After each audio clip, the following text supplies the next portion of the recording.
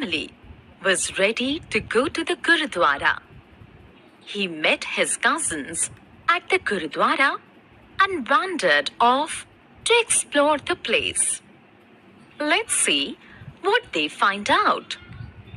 In this lesson, you will learn about langar and food served in it. Objectives. At the end of this lesson, you will be able to learn about boarding schools and type of food served, understand the term langar, know about cooking and eating together on different occasions. Gurudwara. Gurudwara is the place of worship of Sikhs. People sing Kirtan, which is the singing of hymns from the Guru Granth Sahib, and tell Katha, which is reading of the Guru Granth Sahib and its explanations. Langar. Gurudwara has a prayer hall, a kitchen, and a dining hall. It is in the Gurudwara hall where Sikhs serve free hot meals every day, also known as langar, to people of all religions and faiths. People come and sit down together to eat on the mats on the floor. Food is prepared and served by the volunteers. Langar food. Meals in the langar are simple vegetarian.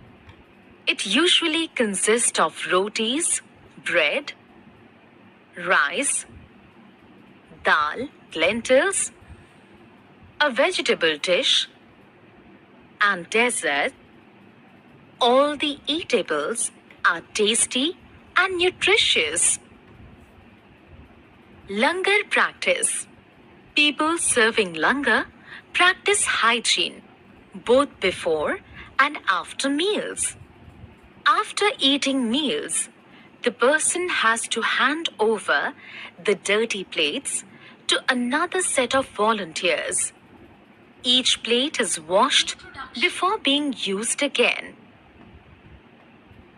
Community eating.